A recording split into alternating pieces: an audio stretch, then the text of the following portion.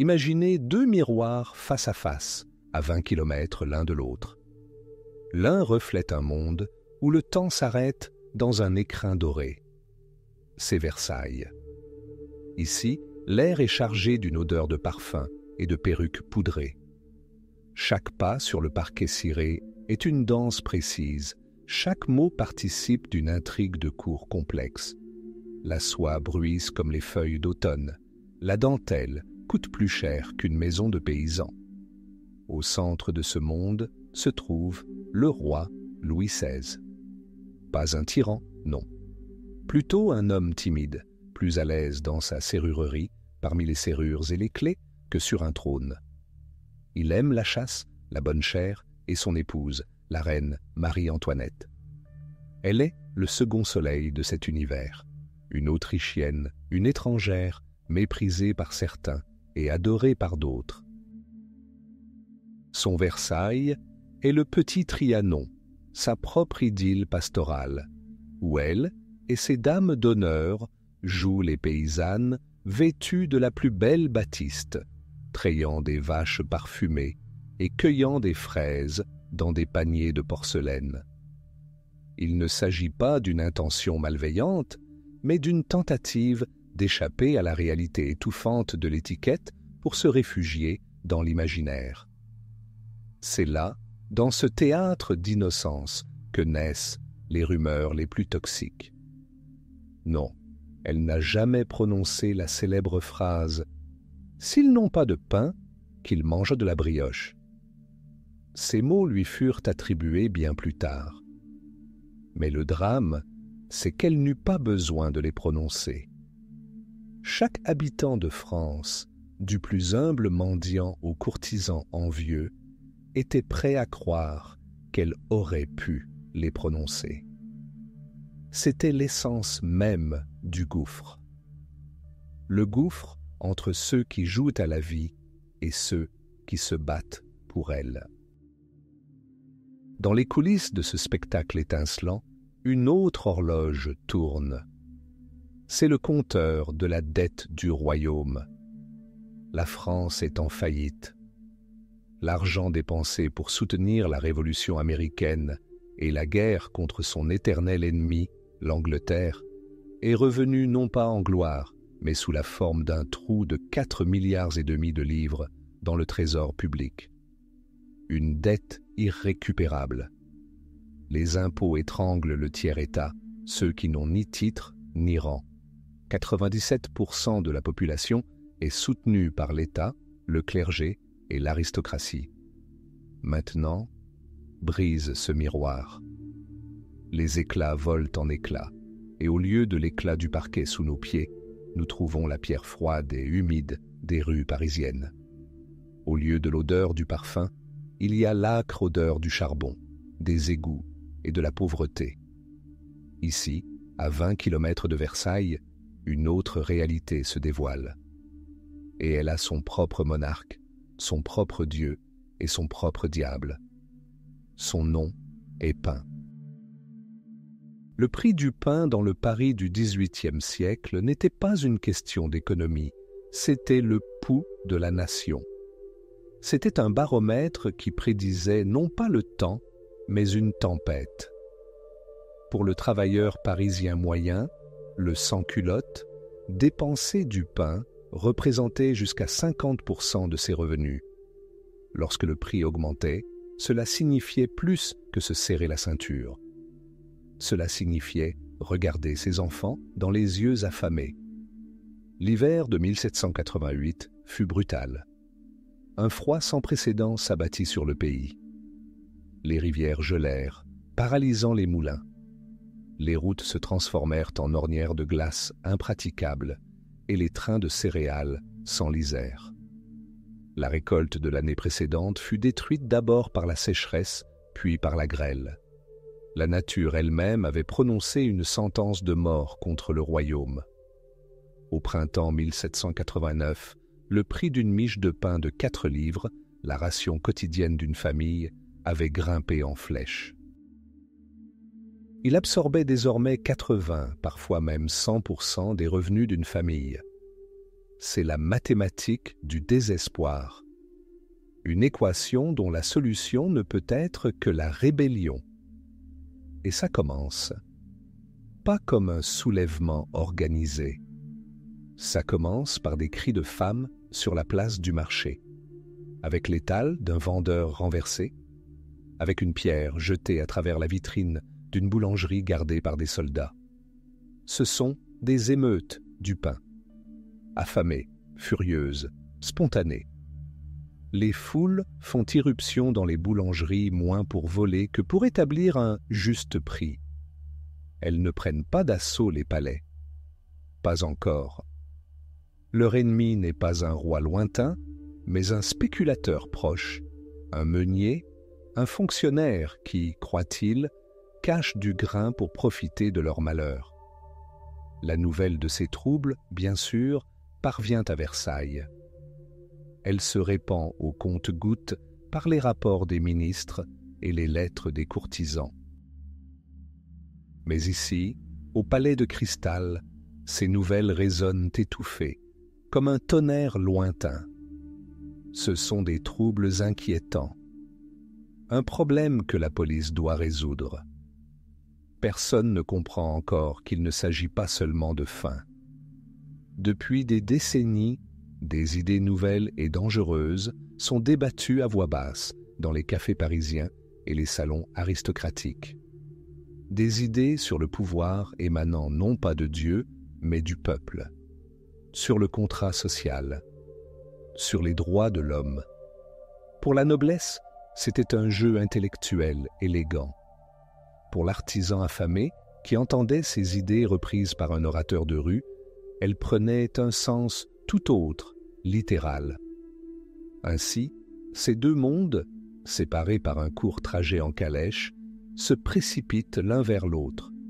Dans l'un, un monde de rituels, de dettes et d'une tentative désespérée de préserver l'illusion d'un festin éternel. Dans l'autre, un monde de faim, de désespoir et d'un sentiment vague, mais de plus en plus clair, de son propre pouvoir. Pain et gâteau, réalité et illusion. Il n'y a plus de place pour le compromis entre eux. Le royaume était au bord du désastre, et 1789 fut l'année de sa naissance. L'air de Paris en juillet 1789 était lourd et lourd. Il sentait la poussière de blé, la sueur des chevaux et la peur. Les rumeurs, tels des gamins des rues, couraient sur les trottoirs brûlants, s'infiltrant par chaque fenêtre, chaque taverne. Le roi rassemblait des troupes. Le roi préparait des représailles. Mais la nouvelle finale, arrivée le 11 juillet, n'était pas une rumeur. C'était une condamnation à mort. Jacques Necker, ministre des Finances, seul membre du gouvernement auquel le peuple faisait encore confiance, fut limogé. Pour des milliers de Parisiens, cela signifiait une chose. Il n'y avait plus d'espoir. L'effondrement financier, la famine, la répression, tout cela semblait désormais non seulement possible, mais inévitable. La panique, froide et pesante, s'empara de la ville. La bourse ferma. Les théâtres baissaient leurs rideaux. Paris se figea, attendant le coup. Le 12 juillet, dans le jardin du Palais Royal, centre névralgique de la ville, le jeune avocat Camille Desmoulins, habituellement bègue, saute sur une table. Sa peur se noie dans la rage. Il cueille une feuille de châtaignier, une feuille verte d'espoir, et l'accroche à son chapeau. « Citoyen !» Sa voix, d'habitude hésitante, résonne maintenant comme l'acier. Necker est congédié. C'est le réveillon de la Saint-Barthélemy pour tous les patriotes. Ce soir, tous les bataillons suisses et allemands entreront dans Paris pour nous massacrer. Nous n'avons qu'une seule voie de salut, prendre les armes. La foule rugit. La feuille verte devient un symbole, un signe de résistance. Mais les mots ne suffisent pas. La résistance exige des armes. Des foules enragées prennent d'assaut les armureries, mais cela ne suffit pas. Le véritable arsenal est ailleurs.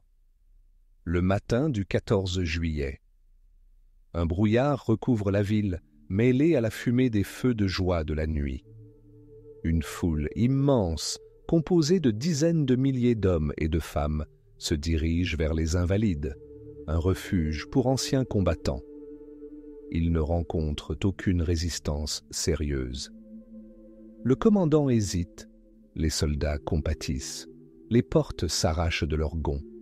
La foule pénètre dans les caves et trouve ce qu'elle cherchait. Plus de 30 000 mousquets et plusieurs canons. Paris a désormais des muscles. Mais ces muscles sont sans dents. Plus de poudre. Et tous les regards se tournent vers l'est, où une masse sombre s'élève au-dessus des toits, dominant tout le faubourg Saint-Antoine. 8 tours rondes, reliées par d'épais murs. Une forteresse construite au XIVe siècle pour se défendre contre les Anglais, mais devenue depuis longtemps un symbole du despotisme royal. La Bastille. Ces caves, comme chacun le savait, contenaient d'immenses réserves de poudre à canon. Mais la Bastille était bien plus qu'un simple entrepôt. C'était une horreur enracinée, l'incarnation du pouvoir absolu, où l'on pouvait disparaître sans procès sur simple ordre du roi.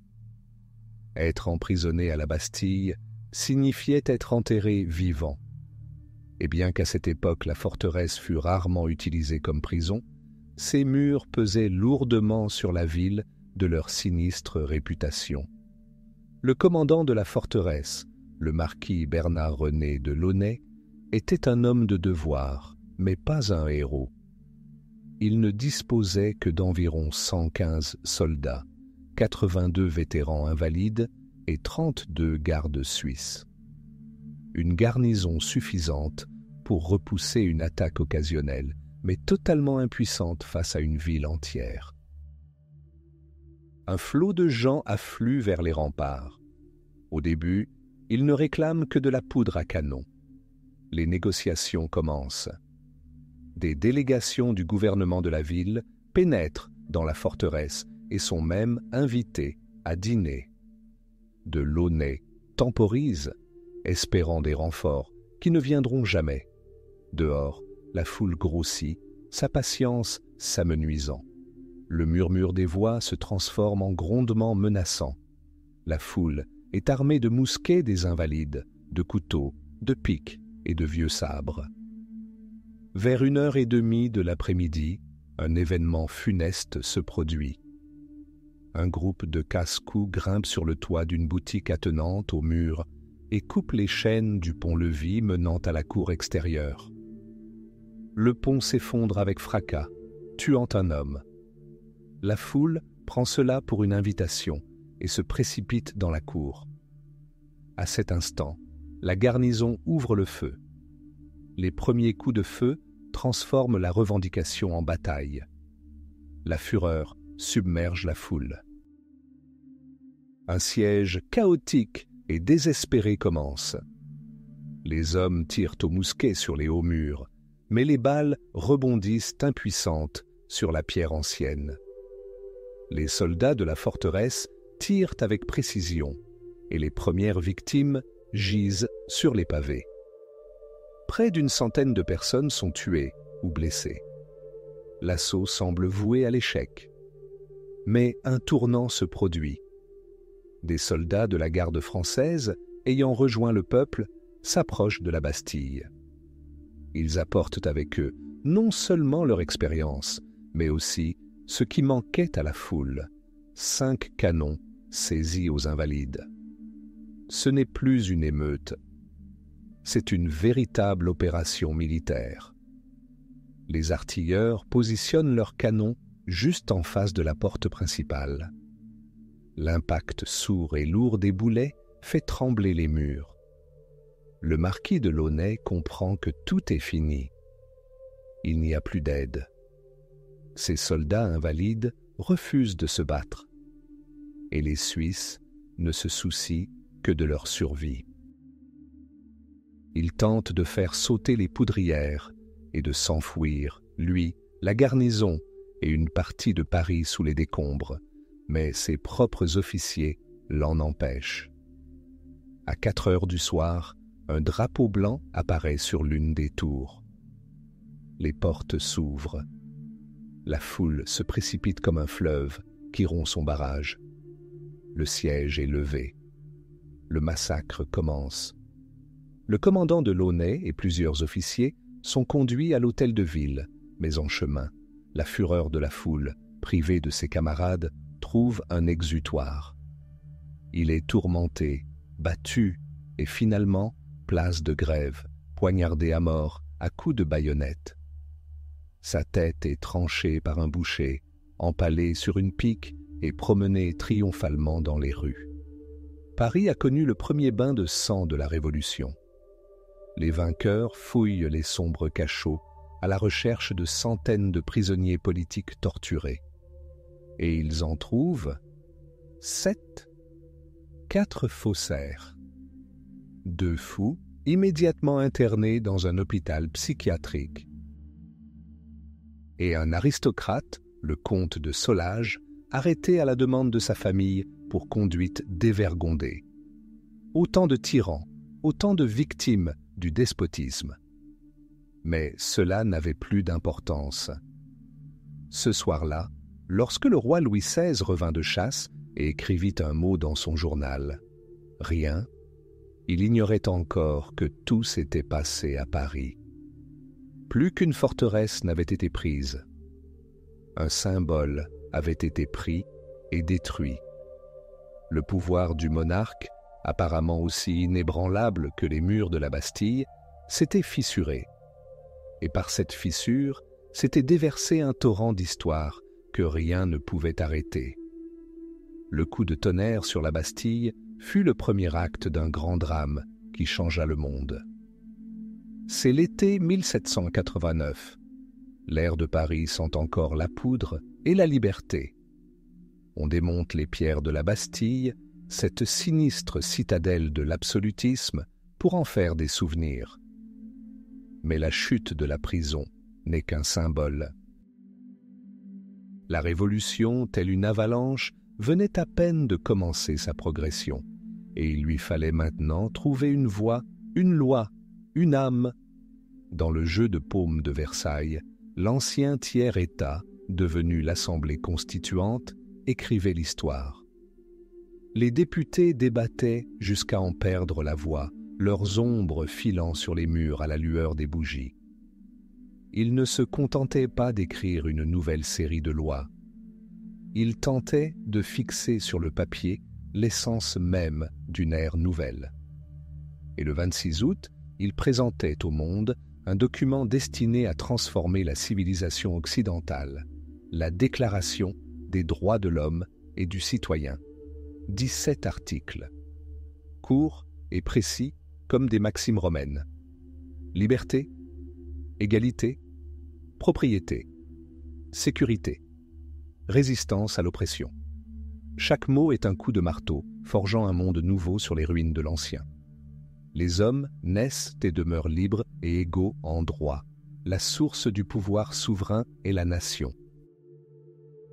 La loi est l'expression de la volonté générale. Nul ne peut être puni qu'en vertu de la loi, dûment appliquée. C'était la philosophie transformée en politique. Le rêve des Lumières, revêtu d'une forme juridique. Les idées américaines, transplantées sur le sol français, s'y développaient avec une force sans précédent. Mais tandis que Versailles baignait dans l'empyrée des droits abstraits, la faim régnait dans les rues de Paris. L'automne était arrivé. Froid, humide et impitoyable. La récolte était maigre. La farine manquait. Les spéculateurs avaient fait grimper les prix. Le pain, aliment de base des Parisiens pauvres, était devenu un luxe inaccessible. De longues files d'attente silencieuses et furieuses se formaient devant les boulangeries avant l'aube. Souvent, les gens repartaient les mains vides. La déclaration ne suffisait pas à nourrir leurs enfants. La liberté ne suffisait pas à les réchauffer dans leurs appartements humides. Le roi Louis XVI était toujours à Versailles. Passif et indécis, il refusait d'approuver la déclaration et les décrets d'août qui abolissaient les privilèges féodaux. Aux yeux du peuple, il devint un symbole d'obstruction, une impasse où tout espoir était anéanti. Quant à la reine Marie-Antoinette, d'origine autrichienne, elle devint l'objet d'une haine universelle. On la considérait comme gaspilleuse, arrogante et déconnectée des souffrances du peuple. Ainsi, début octobre, une rumeur parvint à Paris.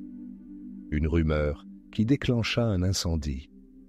Au palais, lors d'un banquet en l'honneur du régiment de Flandre, fidèle au roi, des officiers auraient piétiné la nouvelle cocarde tricolore de la Révolution et juré allégeance aux seules couleurs noir et blanc de la monarchie. Pour Paris, affamé et humilié, ce fut la goutte d'eau qui fit déborder le vase. Une insulte à la nation. Un festin en pleine peste. Le matin du 5 octobre 1789, la patience fut à bout. Mais ce ne furent ni les politiciens ni les soldats qui cédèrent. Ce furent les femmes, les marchandes parisiennes. Les poissards, rudes, robustes, habitués au dur labeur et ne mâchant pas leurs mots. Elles virent des étals vides. Elles entendirent les cris de leurs enfants affamés. L'une d'elles saisit un tambour et commença à le battre. Au début, les battements étaient rares et sourds. Puis ils s'accélérèrent, se firent plus insistants, plus furieux. Ce rythme devint le cœur d'une nouvelle émeute. D'autres la rejoignirent. Des dizaines, des centaines. Des femmes affluèrent des ruelles et des cours, armées de tout ce qu'elles purent trouver. Couteaux de cuisine, rouleaux à pâtisserie, balais, vieilles piques. Leurs cris étaient simples et terrifiants, du pain. Bientôt, la foule comptait plusieurs milliers de personnes. Et alors, un nouveau cri s'éleva, un nouvel objectif. Vers Versailles. Pourquoi attendre que le roi et les députés décident de leur sort? Ils devaient venir à eux, eux-mêmes. Amener le roi à Paris, le confronter à la douleur du peuple. 7000 femmes se mirent en route. 20 kilomètres sous la pluie glaciale d'automne. Leurs jupes étaient mouillées et lourdes de boue. Le vent fouettait leurs cheveux. Mais elles avançaient. Un fleuve imparable et furieux de désespoir humain. À leur tête, imprévisible, Stanislas Maillard, le héros de la prise de la Bastille, tentait de redonner un semblant d'ordre à ce chaos. Le soir, ils atteignirent Versailles. Mouillés et épuisés, ils se déversèrent sur la place devant le palais, aux ors scintillants. Le contraste était monstrueux. D'un côté, le luxe, la symétrie et la grandeur détachée de la monarchie. De l'autre, la saleté, la faim et la rage primitive du peuple. Ils firent irruption dans la salle de l'Assemblée constituante, interrompant le débat sur le nouveau code pénal. Ils s'assirent sur les bancs, réclamant non des lois, mais du pain. Une délégation de plusieurs femmes fut amenée devant le roi en personne. Louis, stupéfait, fut surpris de voir non pas une vague populace, mais des femmes bien réelles, épuisées. Il les écouta et promit de tout faire, ordonnant que toutes les réserves de céréales de Versailles soient acheminées à Paris. Les femmes le quittèrent en criant « Vive le roi !» Mais cela ne calma pas la foule. Ils ne crurent plus aux promesses. Ils passèrent la nuit à camper sur la place, allumant des feux pour se réchauffer. La nuit se passa dans l'anxiété. Et puis, à l'aube du 6 octobre, le barrage céda. Un petit groupe trouva une porte déverrouillée et fit irruption dans le palais. Des centaines de personnes se précipitèrent à leur poursuite. leur cible principale était elle, la reine. Autrichienne. Les gardes furent tués, leurs têtes empalées sur des pics. Marie-Antoinette, réveillée par des cris, parvint de justesse à s'enfuir de son appartement en chemise de nuit et à disparaître par des couloirs secrets jusqu'aux appartements du roi. Un instant plus tard, la foule fit irruption dans sa chambre, tailladant furieusement son lit à coups de baïonnette. Le palais fut pris. La famille royale était prise au piège. Le général Lafayette, arrivé avec la garde nationale, apparut au balcon sous les acclamations de la foule. Il escorta le roi. Puis, pour sauver la reine du lynchage, il sortit avec elle sur le balcon et, en signe de respect, lui baisa la main. Ce geste apaisa momentanément la foule. Mais leur principale revendication demeura inchangée. À Paris, le roi à Paris. Louis XVI capitula. Le même jour, un interminable et étrange cortège partit de Versailles. En tête, la garde nationale, portant des miches de pain empalées sur des baïonnettes. Puis arrivait le carrosse transportant la famille royale, entourée d'une foule de femmes criant « Nous transportons un boulanger, une boulangère et un petit boulanger. Maintenant, nous aurons du pain. » Versailles, symbole éclatant du pouvoir absolu, était à jamais déserté. Le centre du pouvoir s'était déplacé. Désormais, le roi et l'Assemblée travailleraient à Paris sous le regard vigilant, exigeant et implacable de son peuple. Les droits humains abstraits se heurtaient à la réalité brutale de la faim. Et cette rencontre changea à jamais le cours de la Révolution française. Dans la nuit du 20 au 21 juin 1791, l'air de Paris était chaud et lourd. Le palais des Tuileries, cette cage dorée, dormait d'un sommeil agité. Mais tous ses habitants ne dormaient pas. Dans le silence, troublé seulement par le craquement des parquets et les cris lointains des noctambules, se déroulait le premier acte d'un drame qui allait décapiter non seulement le roi, mais l'idée même de monarchie en France. Louis XVI, roi de France et de Navarre, consacré par Dieu, se déguisa en valet de pied. Son valet l'aida à revêtir un modeste habit gris. La reine Marie-Antoinette, fille de l'impératrice, icône de la mode et objet de haine, devint Madame de Korff, une baronne russe. Leurs enfants, l'héritier du trône et la princesse royale, étaient ses filles fictives. C'était une mascarade désespérée, mal conçue et vouée à l'échec. Le plan, élaboré au cours de mois de correspondance secrète avec le comte suédois Axel von Fersen, était simple sur le papier et insensé en pratique. Fuir le Paris révolutionnaire vers l'Est, jusqu'à la frontière, à la forteresse de Montmédy. Là, le loyal général de Bouillé et ses troupes les attendaient. Il ne s'agissait pas d'une fuite hors de France. Il s'agissait d'une ruée vers son armée pour revenir à Paris non plus en prison, mais en souverain dictant sa volonté à la capitale rebelle. Dès le début, les erreurs se succédèrent. Le départ fut retardé de 2 heures. Au lieu de 2 voitures légères et rapides, comme l'avaient conseillé des personnes sensées, une seule fut commandée. Mais quelle voiture! Une immense berline spécialement construite, lourde comme un galion, tapissée de velours vert, équipée d'une cave à vin et d'un pot de chambre. Elle n'était pas seulement remarquable, elle respirait la richesse et le mystère sur chaque route cahoteuse. Ils quittèrent Paris à la faveur de la nuit. Les roues grondaient sur les pavés. La ville, qui les avait retenus en otage pendant près de 2 ans, était derrière eux. L'espace d'un instant, la liberté leur sembla proche. L'air des champs était enivrant après l'atmosphère étouffante du palais.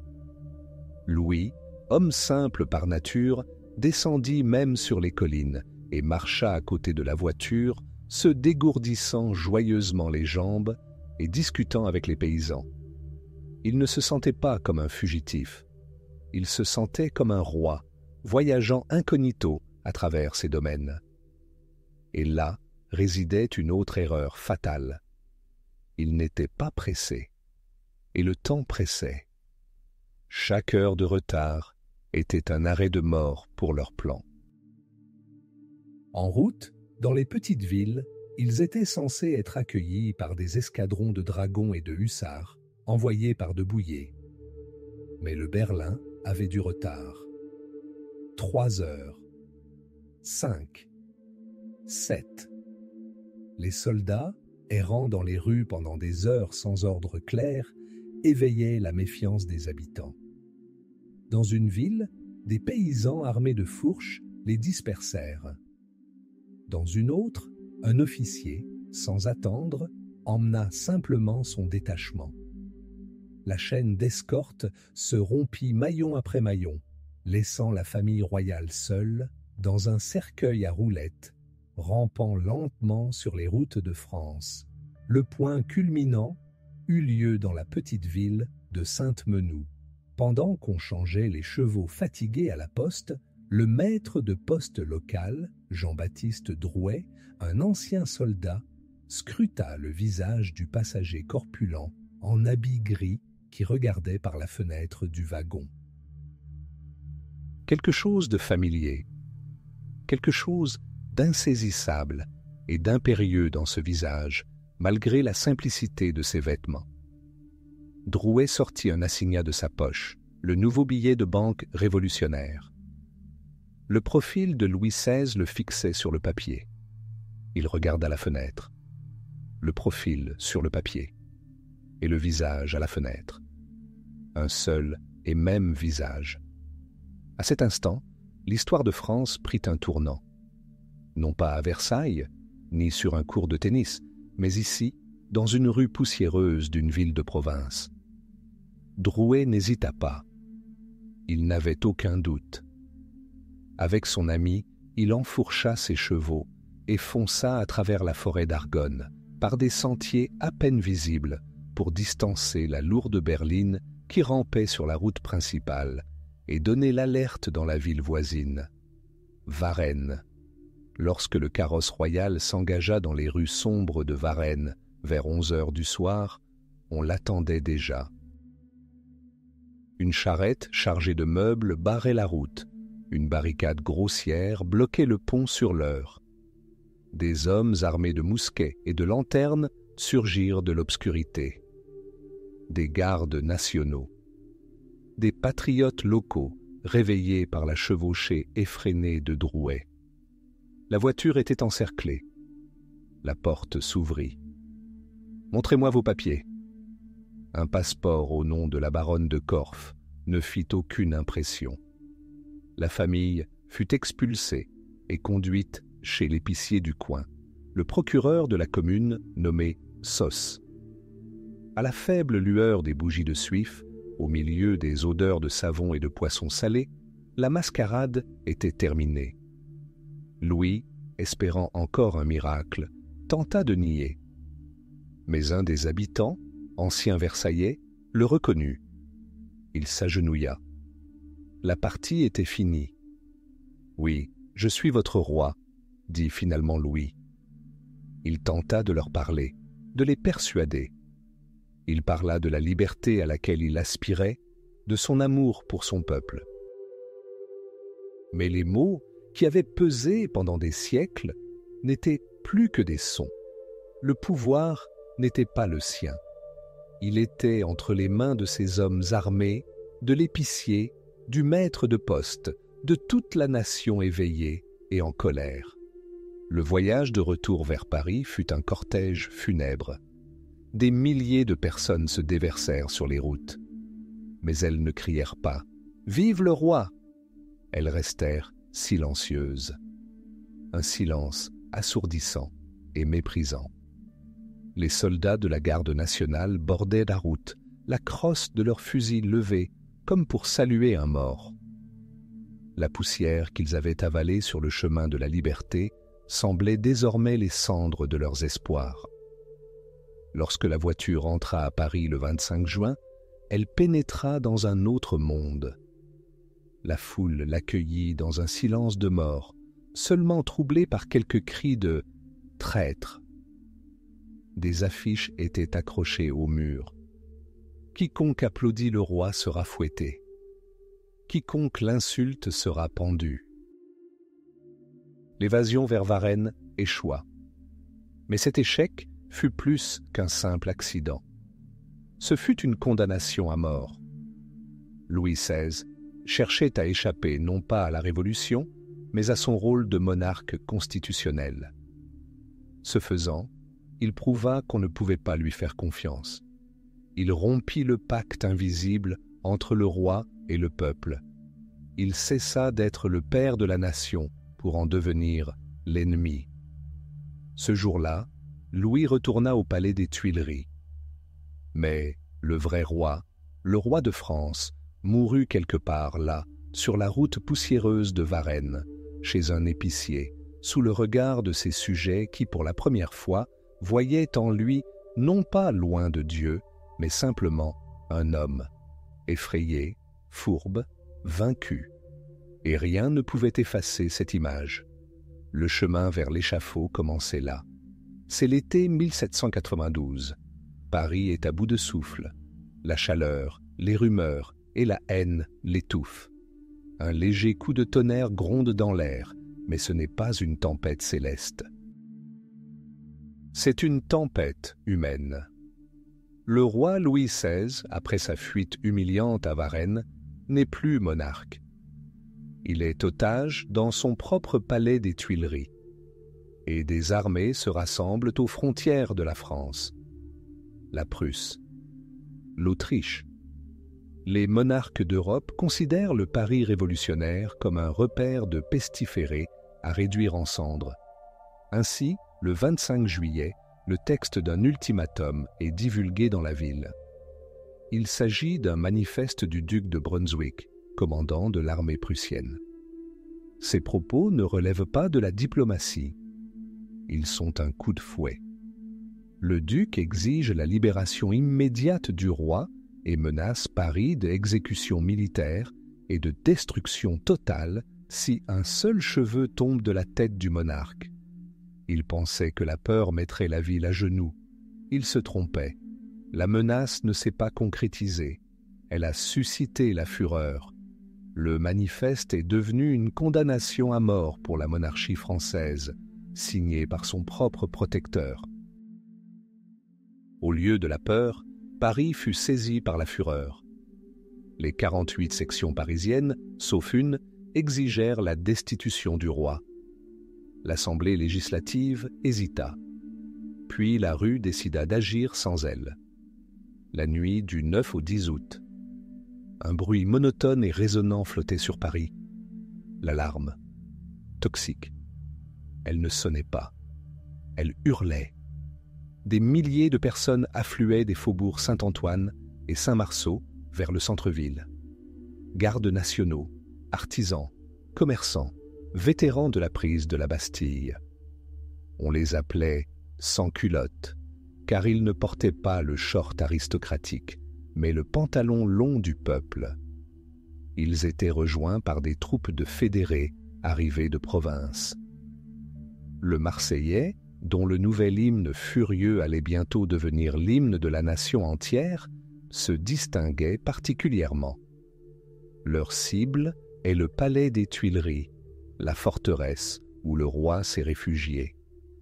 Louis XVI passa une nuit blanche, écoutant les rugissements de la foule s'amplifier. Il était protégé par quelques 950 gardes suisses, soldats de métier, fidèles à leur serment jusqu'au bout. Il y avait 2000 autres gardes nationaux, mais personne ne pouvait compter sur leur loyauté. À l'aube, lorsque le roi sortit pour passer ses troupes en revue, il fut accueilli aux cris de « Vive la nation » et « À bas le veto ». Il était pâle et désemparé. Il n'était plus un roi, mais l'ombre d'un roi. Comprenant que le palais était indéfendable, Louis franchit le pas fatal. Il abandonna ses défenseurs. Lui et sa famille traversèrent le jardin des Tuileries et cherchèrent refuge dans le manège, bâtiment de l'Assemblée législative. Il sauvait ainsi sa vie, mais condamnait à mort ceux qui lui restaient fidèles. Son départ fut le signal. La foule se précipita dans la cour du palais. Puis les premiers coups de feu retentirent. Les Suisses, accomplissant leur devoir, ouvrirent le feu. L'espace d'un instant, ils semblèrent gagner. La cour fut vidée de ses assaillants. Mais ce ne fut qu'un bref répit. Les rebelles apportèrent des canons. Il y en avait des dizaines. Le véritable assaut commença. La bataille fut brève et d'une brutalité incroyable.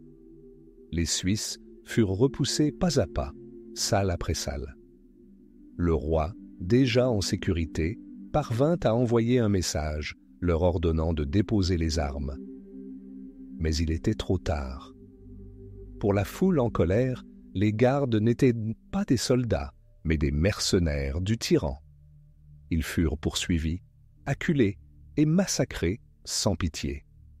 Ceux qui tentèrent de s'échapper par les jardins, ceux qui se rendirent. On raconte que même les cuisiniers et les valets de pied du palais furent tués simplement parce qu'ils portaient une livrée. Le palais fut pillé. Sols, tapis, tapisseries, tout était maculé de sang. Plus d'1 millier de personnes moururent ce jour-là. Le 10 août 1792 marqua la chute d'une monarchie qui avait existé pendant près de 1000 ans. La famille royale fut arrêtée et emprisonnée dans la sinistre forteresse du Temple. L'Assemblée législative, discréditée, se déclara dissoute et convoqua des élections pour un nouvel organe directeur, la Convention nationale. Pour la première fois dans l'histoire de France, ces élections devaient se tenir au suffrage universel masculin. Mais tandis que le pays se préparait aux élections, l'ennemi avançait. Fin août, les forteresses de Longwy et de Verdun tombaient. La route de Paris était ouverte. Une nouvelle vague de panique s'empara de la ville. Mais cette fois, ce n'était pas de la rage, mais une peur glaciale, animale. La peur des baïonnettes prussiennes et, surtout, des ennemis de l'arrière. Des milliers de suspects étaient détenus dans les prisons surpeuplées de Paris, des prêtres refusant de prêter serment d'allégeance au nouveau gouvernement, des aristocrates, des royalistes et des opposants politiques. Des rumeurs commencèrent à se répandre. Quand nos hommes partiront au front, les prisonniers se révolteront et massacreront nos familles. Et c'est alors que commencèrent ce que l'on appellera les massacres de septembre. Du 2 au 6 septembre, des foules d'hommes armés prirent d'assaut les prisons. Ils installèrent des tribunaux populaires improvisés. Les procès furent rapides. Quelques questions et le verdict. À l'abbaye ou à la liberté? Abbaye était un mot de code pour exécution. Les gens étaient poussés dans la cour où les bourreaux les attendaient armés de pics, de sabres et de gourdins. Le sang coula à flots. Ils tuèrent sans distinction. Prêtres, aristocrates, gardes suisses, survivants du 10 août. Mais avec eux se trouvaient des centaines de prisonniers de droit commun, faux monnayeurs, vagabonds et même des mineurs. En 5 jours, plus de 1100 personnes furent tuées à Paris. Les autorités restèrent silencieuses. Le ministre de la Justice Danton, sommé d'intervenir, prononça sa célèbre et terrifiante phrase « Je me fiche des prisonniers, qu'ils soient ce qu'ils veulent ». Au milieu de ce carnage, dans la boue et la pluie, à 150 km de Paris, près du village de Valmy, le 20 septembre, un miracle se produisit. L'armée révolutionnaire, pauvrement vêtue, inexpérimentée, composée de commerçants et de paysans d'hier, affronta la meilleure armée d'Europe, les Prussiens. Un duel d'artillerie s'avéra décisif. Les artilleurs français firent preuve d'une ténacité incroyable. L'infanterie prussienne attaqua, mais, sous un feu intense, hésita et battit en retraite. Il n'y eut pas de bataille à proprement parler, mais ce fut une victoire suprême, une victoire de l'esprit. Le poète Goethe, présent, dit à ses compagnons : « De ce lieu et de ce jour commence une ère nouvelle dans l'histoire du monde, et vous pourrez dire que vous avez assisté à sa naissance. » Il avait raison. Dès le lendemain, le 21 septembre 1792, la Convention nationale fraîchement élue se réunissait à Paris. Son tout premier décret déclarait, à l'unanimité, « Le pouvoir royal est aboli en France. » La monarchie millénaire s'effondra. Au milieu de ces ruines, au grondement des canons de Valmy et dans l'odeur du sang de septembre, naquit la première République française. Nous sommes en l'an 1793. La République est née dans les flammes et s'étouffe aujourd'hui dans la fumée. Les canons des monarchies autrichiennes et prussiennes grondent aux frontières, et la flotte anglaise est dans les ports, prête à étrangler le commerce. Mais l'ennemi le plus terrible est à l'intérieur.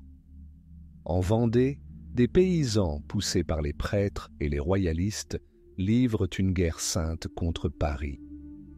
À Lyon, Marseille et Toulon, des soulèvements éclatent. La trahison semble flotter dans l'air qui, hier encore, enivrait de liberté. La République, à peine capable de marcher, se tient au bord du gouffre. Et à cet instant, un homme portant une perruque poudrée, un jabot immaculé et des lunettes dissimulant un regard froid et pénétrant monte à la tribune de la Convention. Il s'appelle Maximilien Robespierre. Il ne parle pas de compromis. Il ne parle pas de clémence. Il parle de vertu, de cette nouvelle vertu républicaine qui doit devenir l'âme de la nation. Mais la vertu, dit-il, est impuissante sans sa redoutable compagne. Et son nom est terreur. La terreur, entonne sa voix égale et impassible, n'est rien d'autre qu'une justice prompte, stricte et inflexible. C'est donc une manifestation de la vertu. La salle écoute, le souffle coupé. Ces mots ne sont pas que de la philosophie. C'est une déclaration de guerre. Guerre non seulement contre les ennemis extérieurs, mais contre tous ceux qui manquent de vertu. Contre tous ceux qui doutent. Contre tous ceux qui se taisent quand il faut crier « Vive la République !» La machine est en marche. Le comité de salut public en devient le cœur. 12 hommes réunis dans le salon vert du palais des Tuileries, autour d'une table jonchée de rapports et de condamnations à mort, décident du sort de la France. Ils travaillent 18 heures par jour, se nourrissant de pain et d'eau, animés par une foi glaciale en leur propre droiture. Robespierre est leur prophète. À ses côtés se tient Louis-Antoine Saint-Just, le jeune archange de la terreur, dont les discours sont comme des coups de hache, éliminant tout superflu. On ne peut espérer la prospérité tant qu'il reste un seul ennemi de la liberté, proclame-t-il. Et n'importe qui peut devenir un ennemi. Le 17 septembre, la loi sur les suspects est adoptée. C'est le document le plus terrifiant de l'époque. Elle interdit non pas les actions, mais les pensées, les intentions. Quiconque, par ses discours ou ses écrits, s'est montré partisan de la tyrannie, ne peut certifier ses sources de revenus, ne fait pas preuve du zèle nécessaire à la révolution, est déclaré suspect. Les voisins commencent à espionner leurs voisins. Les domestiques dénoncent leur maître. Les fils dénoncent leur père. Un simple mot inconsidéré dans une boulangerie, une plainte concernant des prix élevés, l'absence de cocarde tricolore sur un chapeau. Tout cela mène à l'échafaud. Le tribunal révolutionnaire devient l'épée judiciaire de la terreur. Il n'y a plus d'avocats, plus de plaidoiries, plus d'appels. Il n'y a que le procureur, Fouquier-Tinville, un homme au regard mort, et des juges en bonnet rouge. Les procès se déroulent comme un tapis roulant. Des dizaines de personnes par jour. Le verdict est presque toujours le même. La mort. La reine est la première à passer sous le couteau de la justice.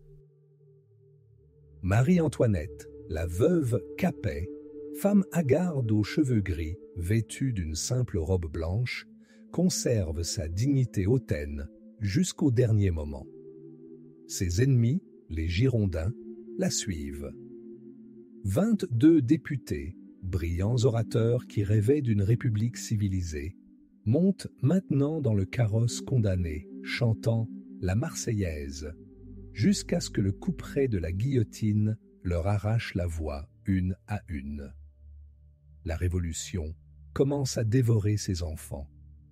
Paris s'habitue à la mort. Chaque jour, vers 4 heures de l'après-midi, des charrettes à bennes sillonnent les rues. À l'intérieur, crâne rasé et mains liées dans le dos, se tiennent les aristocrates d'hier et les révolutionnaires d'aujourd'hui, prêtres et généraux, poètes et blanchisseuses. La foule de la place de la Révolution les accueille par des cris et des imprécations. Les tricoteuses, les ouvrières de la bonnetterie prennent place au premier rang, ne manquant aucune représentation. Le sifflement d'une lame, le bruit sourd, et la tête entre les mains du bourreau, exposée aux acclamations de la foule. C'est devenu monnaie courante, une terrible et sanglante routine au nom d'un avenir radieux. Mais la terreur est plus que la guillotine. C'est une tentative de recréer le monde. Le christianisme est déclaré superstition. Les églises sont fermées, transformées en temples de la raison. Les croix sont arrachées des clochers pour être fondues et transformées en canons. Un nouveau calendrier est instauré. L'année commence désormais non pas avec la nativité du Christ, mais avec la proclamation de la République. 12 mois au nom nouveau et poétique, Vendémiaire, le mois des vendanges, Brumaire, le mois des brouillards, Thermidor, le mois de la chaleur. Les semaines sont remplacées par des décennies. Les dimanches ont disparu. Le vieux monde doit être rasé afin que le règne de la vertu puisse s'ériger sur ses ruines. Mais plus le sang coule au nom de cette vertu, plus elle devient illusoire. La terreur, conçue comme un moyen temporaire et extraordinaire de sauver la République, devient une fin en soi. Elle devient le seul moyen de gouverner, le seul langage du pouvoir. La logique de la machine est inexorable. Si des ennemis existent encore, c'est que la terreur n'était pas assez forte. Il faut l'intensifier. Il faut couper davantage de têtes. La machine, créée pour exterminer les ennemis, ne peut plus s'arrêter. Elle cherche toujours de nouvelles victimes et son souffle glacial est désormais ressenti par chaque habitant de France. La question n'est plus de savoir si vous êtes coupable ou non. La question est seulement de savoir quand ils viendront vous chercher. 1793. La France saigne. Les canons des monarchies autrichiennes et prussiennes grondent aux frontières, cherchant à étrangler la jeune République dans son berceau. À l'intérieur du pays, en Vendée, une rébellion royaliste fait rage. À Lyon et à Marseille, les Girondins, compagnons d'armes d'hier dans la Révolution, relèvent la tête. Paris meurt de faim. Paris a peur. L'air est lourd de rumeurs, saturé de murmures de complots et de trahisons. Dans cette atmosphère de méfiance générale, un homme monte à la tribune de la Convention. Son visage est immobile, tel un masque taillé dans la craie. Ses yeux sont cachés derrière des lunettes verdâtres. Sa voix ne tonne pas. Elle tranche le silence, sèche, méthodique, impitoyable. C'est Maximilien Robespierre. Et il prononce une formule qui deviendra l'épitaphe de toute une génération. Si en temps de paix, l'instrument du gouvernement populaire est la vertu, en temps de révolution, son instrument est à la fois la vertu et la terreur. La terreur n'est rien d'autre qu'une justice prompte, stricte et inflexible. Elle est donc une manifestation de la vertu. La vertu par la terreur. Retenez ces mots. Ils sont la clé pour comprendre ce qui se passe ensuite. Le 6 avril 1793, le comité de salut public était créé. 12 hommes investis de pouvoirs extraordinaires. 12 apôtres d'une foi nouvelle, dont l'évangile serait la guillotine. Robespierre n'y adhérerait officiellement qu'en juillet, mais très vite, sa volonté glaciale deviendrait le moteur de cette machine. Une machine qui avait besoin d'une loi. Et elle l'a obtenue. Le 17 septembre, le décret sur les suspects a été adopté. Ce n'est pas qu'une simple loi. C'est une invitation légale à la mort. Qui est suspect aujourd'hui? Quiconque a sympathisé avec la tyrannie. Quiconque ne peut prouver ses moyens de subsistance. Quiconque s'est vu refuser un certificat de loyauté civique. Quiconque a été noble a servi la noblesse où lui était apparenté et n'a pas fait preuve d'un dévouement indéfectible à la Révolution. Le texte est aussi vague que le brouillard matinal sur la Seine. Et dans ce brouillard, n'importe qui peut disparaître. Un mot inconsidéré dans un café. Une plainte concernant le prix élevé du pain. Une robe trop élégante. Une expression trop amère à la vue des sans-culottes. Tout cela est désormais un motif de dénonciation. Et les dénonciations ont coulé comme un fleuve, inondant les comités sectionnels de Paris. Vieilles querelles, envie, adultère, querelles de voisinage. Tout a acquis un langage nouveau, mortel. Ainsi commença le tribunal révolutionnaire. Son procureur, Antoine Fouquier-Tinville, transforma le système judiciaire en un véritable tapis roulant. Les procès étaient rapides, les défenses superficielles. Le verdict était souvent connu d'avance. Chaque matin, des charrettes à bennes basculantes sortaient de la prison de la Conciergerie.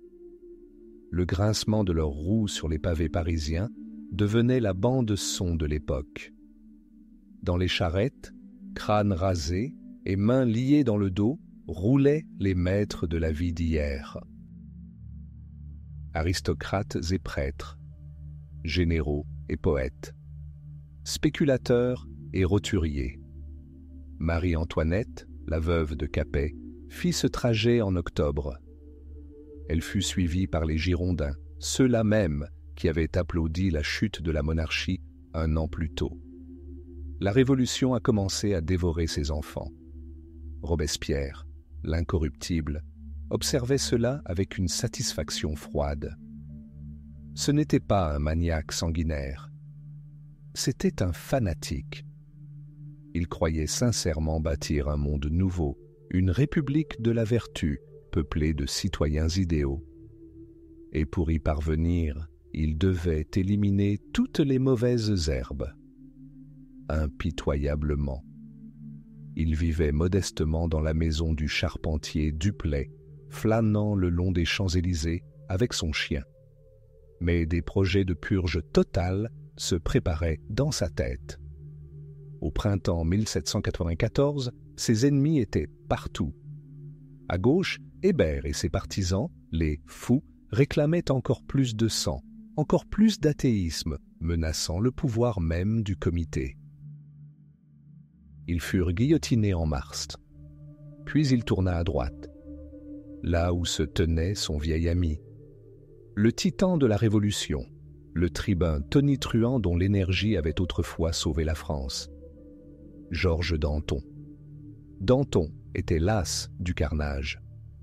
Lui et ses partisans, dont le brillant journaliste Camille Desmoulins, osèrent parler de clémence. Ils demandèrent la création d'un comité de clémence. Pour Robespierre, clémence était synonyme de trahison.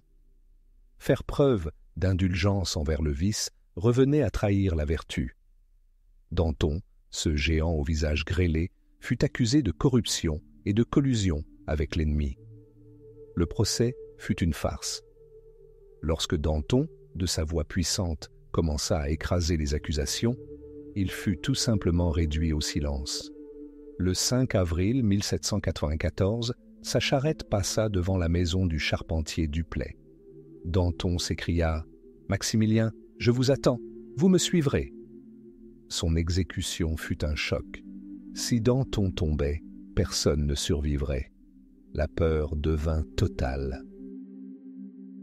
Elle paralysa Paris. On avait peur de parler, peur de se taire, peur de paraître trop joyeux ou trop triste. Le 10 juin, ou le 22 prairial selon le nouveau calendrier, Robespierre fit adopter par la Convention une loi monstrueuse. Une loi qui abolissait la justice en tant que telle.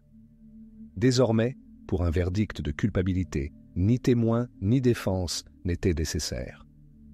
La preuve morale suffisait. Les juges n'avaient qu'un seul choix, l'acquittement total ou la mort. La grande terreur avait commencé. Au cours des 49 jours suivants, plus de personnes furent exécutées à Paris qu'au cours des 14 mois précédents. La guillotine fonctionnait sans relâche. Le sang coulait si abondamment que son odeur, disait-on, imprégnait tout le quartier. Au sommet de cette pyramide de crânes se tenait Maximilien Robespierre, l'architecte de la peur. 2 jours avant l'adoption de la terrible loi, le 8 juin, il atteignit l'apogée de son triomphe. Président de la Convention, il présida une grande fête en l'honneur du nouveau culte d'État, celui de l'être suprême. Vêtu d'un habit bleu ciel, tenant un bouquet de fleurs et des épis de blé, il marchait en tête du cortège. Il était le grand prêtre de sa nouvelle religion sanglante.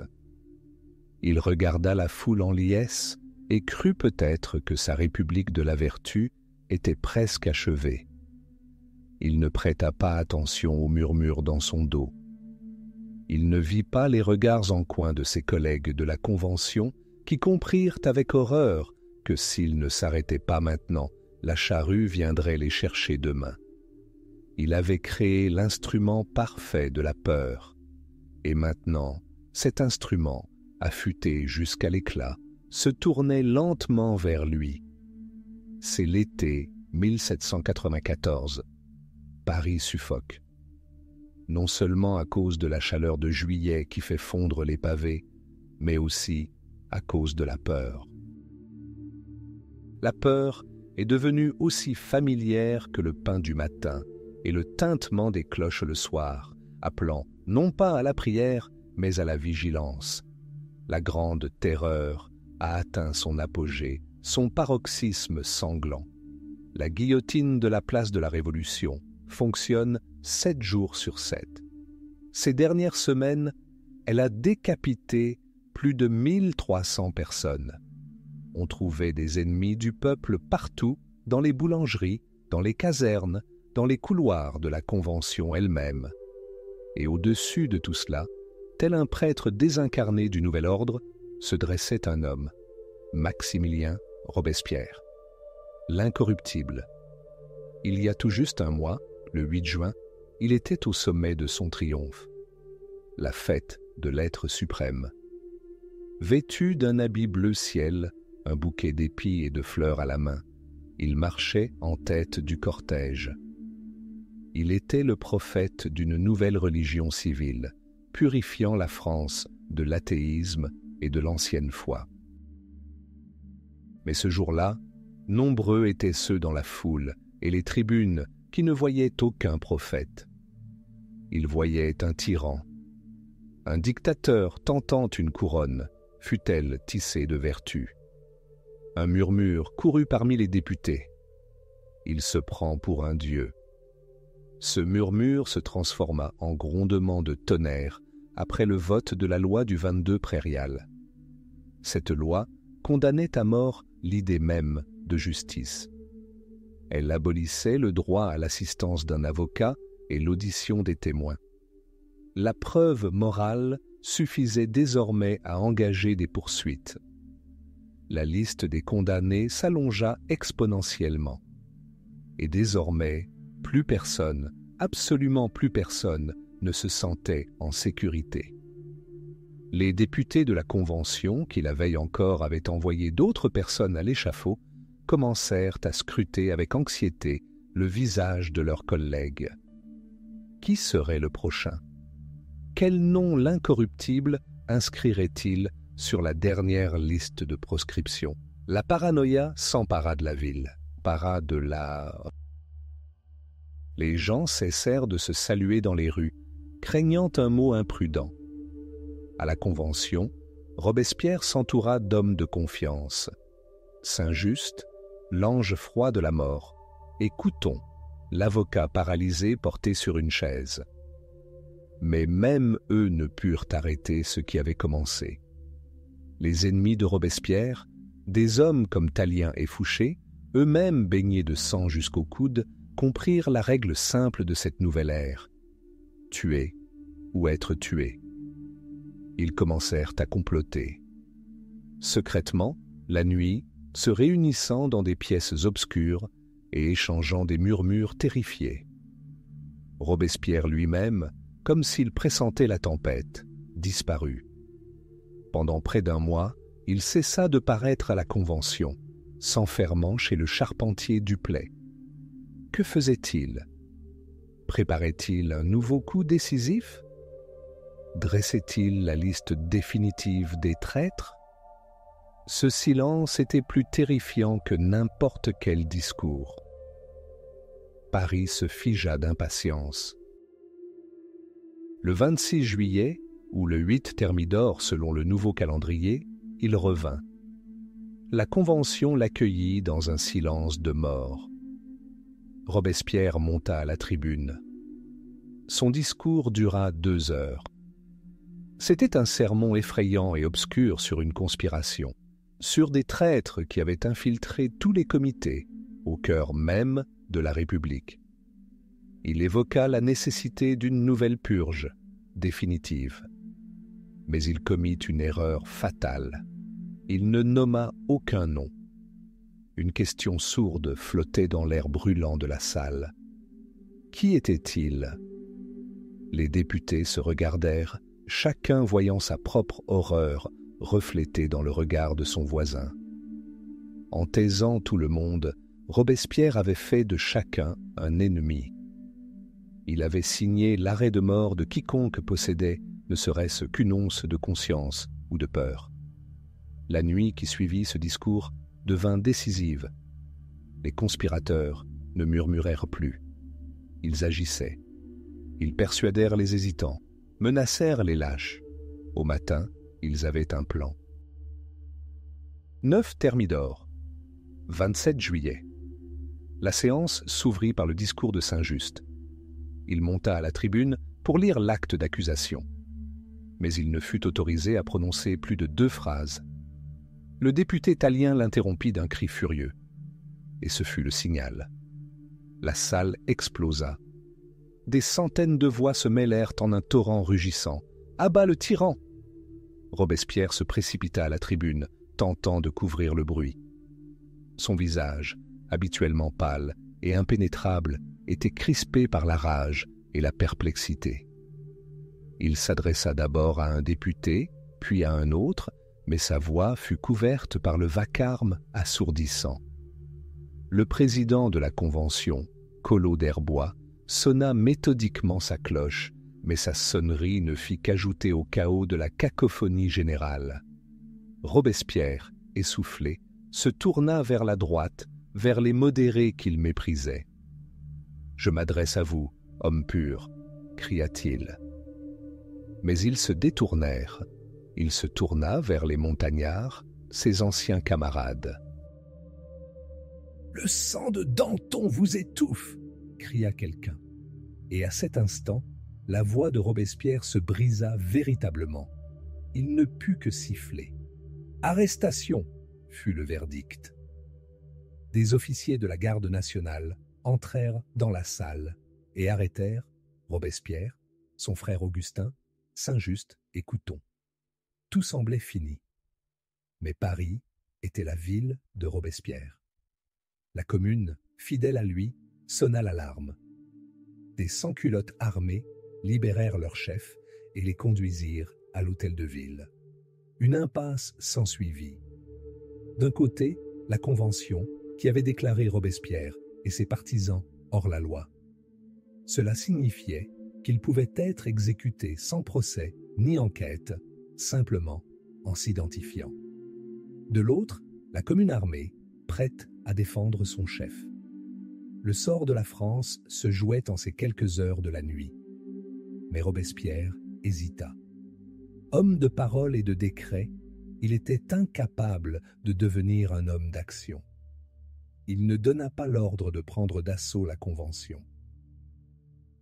Il resta assis à l'hôtel de ville, hésitant, tandis que les troupes fidèles à la Convention, sous le commandement de Barras, encerclaient la place. Vers 2 heures du matin, l'assaut commença. Les soldats prirent d'assaut l'hôtel de ville.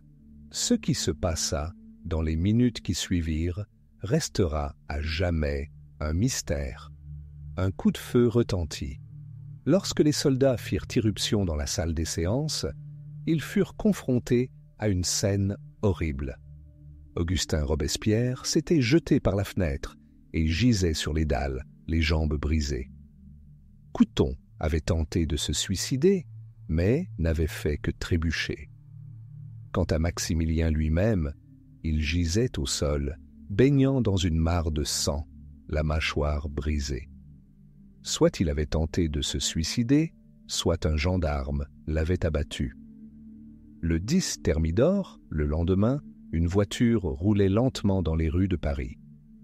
À l'intérieur, sur la paille sale, gisait un homme vêtu du même frac bleu ciel, déchiré et trempé de sang. Sa mâchoire fracassée était grossièrement bandée avec un chiffon ensanglanté. C'était Maximilien Robespierre. La foule, qui l'avait récemment applaudi, l'inondait maintenant d'injures et de railleries. Au pied de la guillotine, place de la Révolution, le bourreau arracha le bandage de son visage. Un cri de douleur inhumain retentit, le seul son émis par l'homme incorruptible depuis tout ce temps. Un instant plus tard, la lame s'abattit. La terreur avait dévoré son créateur. La Révolution avait pris une nouvelle tournure, des plus imprévisibles. Paris s'éveillait lentement. Le 10 Thermidor, en 2 de la République, l'air, chargé de cris et d'une odeur de poudre la veille encore, semblait d'un vide sonore. La guillotine, place de la Révolution, encore chaude du sang de Robespierre, de Saint-Just et de leurs derniers fidèles compagnons, était silencieuse. La grande terreur, qui avait ravagé la France pendant plus d'1 an, avait pris fin. En une seule nuit, elle avait dévoré son propre créateur. Puis, le silence s'installa. Mais ce n'était pas le silence du soulagement. C'était le silence du vide. La confusion régnait dans les couloirs de la Convention, empestant la sueur, la peur et le tabac bon marché. Ceux qui envoyèrent l'incorruptible à l'échafaud n'étaient pas des libérateurs héroïques. C'étaient ses camarades d'hier. Tallien, Fouché, Barras. Des hommes aux mains tachées de sang, mais qui se révélèrent plus rapides et plus chanceux.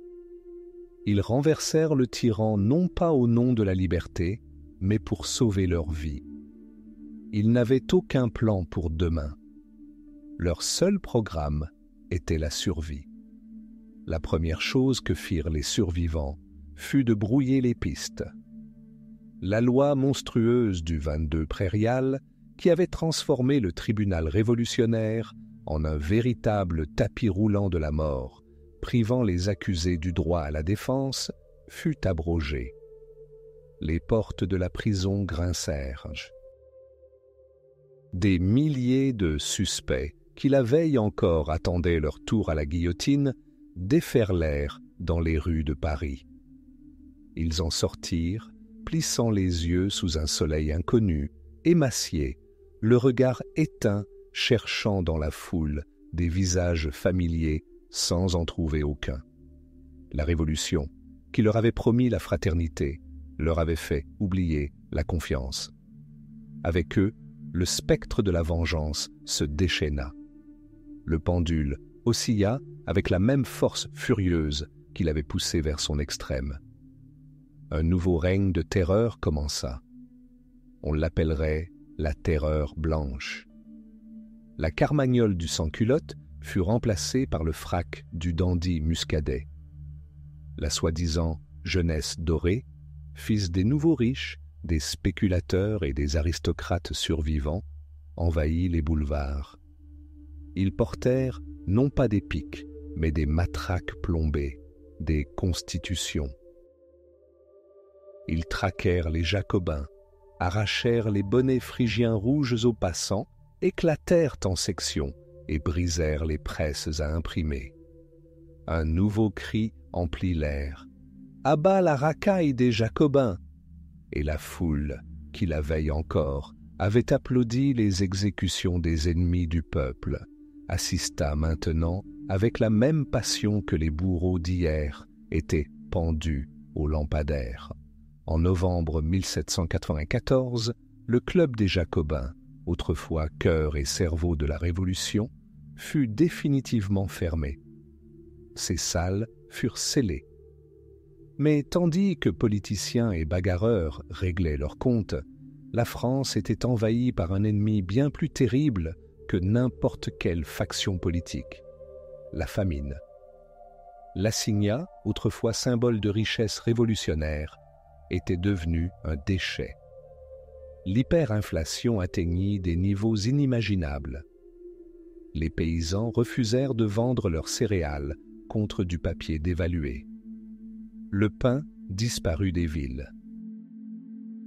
Le prix d'une miche de pain fut multiplié par 10, puis par 100. Durant l'hiver 1794-1795, la Seine gela. Des gens moururent dans leurs appartements glacés, serrant contre eux des liasses de billets sans valeur. Et puis, ceux pour qui, semblait-il, la Révolution était en train de se faire, se soulevèrent une dernière fois. Les faubourgs parisiens de Saint-Antoine et Saint-Marceau, berceaux de la rébellion, recommencèrent à bouillonner. Le premier prairial de l'an 3, soit le 20 mai 1795, d'immenses foules de sans-culottes, épuisées et désespérées, marchèrent sur la Convention. Les femmes marchaient en tête, frappant sur des marmites vides. Leur slogan était simple et terrifiant par sa franchise. Du pain et la Constitution de 93. Ils ne réclamaient pas de sang. Ils exigeaient de la nourriture et un retour aux idéaux démocratiques enterrés avec Robespierre. La foule fit irruption dans la salle des séances. Un des députés, Féraud, tenta de les en empêcher, mais fut abattu. Sa tête coupée, empalée sur une pique, fut portée devant le président de la Convention, médusé. Pendant plusieurs heures, il sembla que le peuple, comme au grand jour de la Bastille, écrivait à nouveau l'histoire. Mais ce n'était qu'une illusion. La Convention disposait désormais d'une arme inédite, l'armée.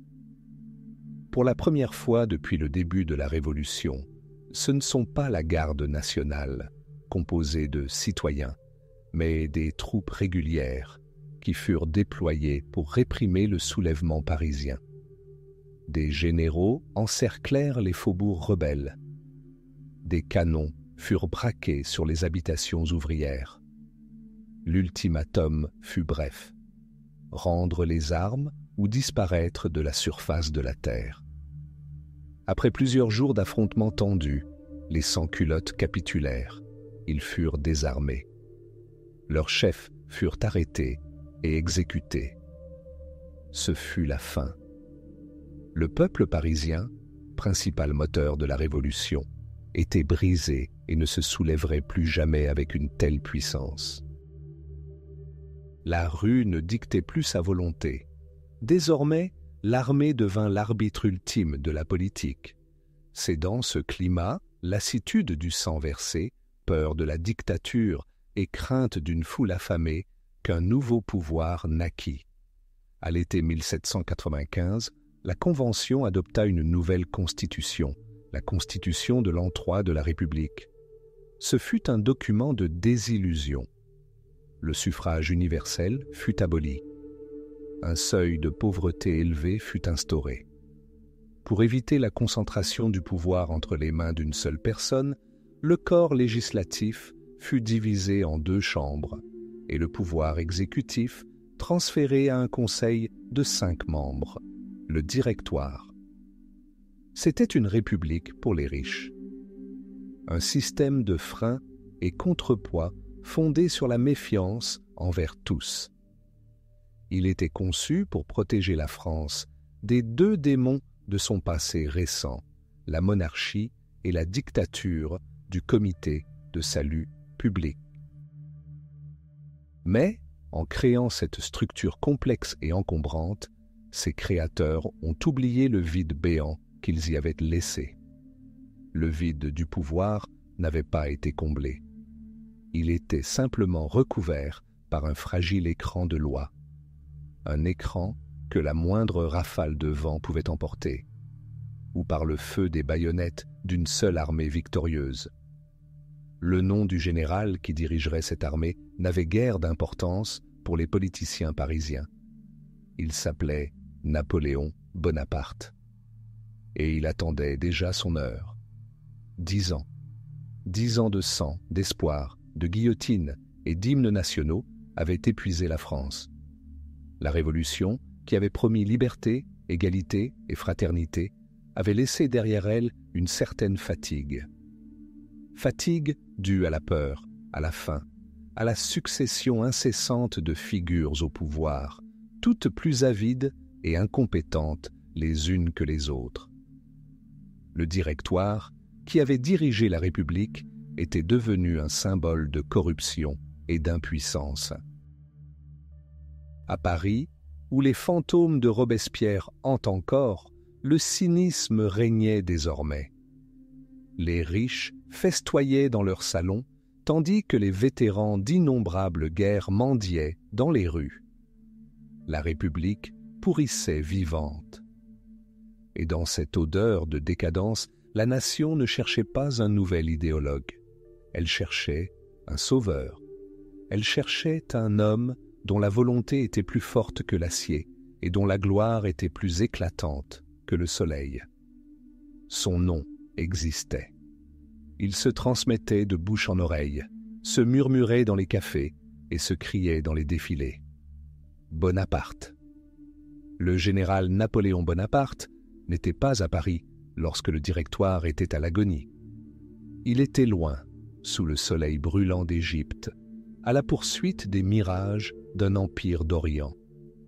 Son aventure égyptienne fut, en substance, un échec. La flotte britannique de l'amiral Nelson brûla ses navires à Aboukir, coupant l'armée de son territoire. Mais ce ne furent pas les nouvelles d'une impasse stratégique qui parvinrent en France. Ce furent les légendes. celle de la bataille des Pyramides, où le général cria à ses soldats « 40 siècles vous observent », celle le relatant marchant dans le désert, aux côtés d'un simple fantassin, partageant sa dernière gourde d'eau. Il forgea son mythe à des milliers de kilomètres des intrigues politiques, et ce fut là sa plus grande arme. En octobre 1799, il revint. Il abandonna son armée en Égypte et franchit le blocus britannique sur une petite frégate. Son débarquement à Fréjus ne fut pas celui d'un déserteur, mais celui d'un second retour. Les gens pleurèrent de joie, les villes l'accueillirent avec des illuminations. Il était plus qu'un simple général. Il était l'incarnation même de la victoire. Cette victoire qui manquait cruellement à la France. À Paris, on l'attendait. Mais pas les masses. C'est lui qu'attendaient les conspirateurs. Des hommes comme l'abbé Sieyès, l'un des pères de la Révolution, un intellectuel rusé et ambitieux. Sieyès méprisait le Directoire et ourdissait un plan de coup d'État. Il lui fallait une constitution qu'il avait déjà écrite dans sa tête et un sabre, un général qui lui ouvrirait la voie au pouvoir. Il pensait que Bonaparte, ce jeune Corse, deviendrait un instrument docile entre ses mains. Ce fut la plus grande erreur de sa vie. La conspiration prit rapidement forme. Tout le monde était au courant. Le ministre des Affaires étrangères, Talleyrand, un aristocrate boiteux à la démarche de renard, le ministre de la police Fouché, un ancien jacobin prêt à trahir n'importe qui pour conserver son poste. La date était fixée le 18 Brumaire, an 8 de la République, ou, selon l'ancien calendrier, le 9 novembre 1799. Ce matin-là, la rumeur d'une terrible conspiration jacobine se répandit dans Paris. C'était un mensonge, mais cela fonctionna. Le Conseil des Anciens, la chambre haute du pouvoir législatif, terrifié, vota le transfert de ses séances de la capitale au château de Saint-Cloud, soi-disant pour des raisons de sécurité.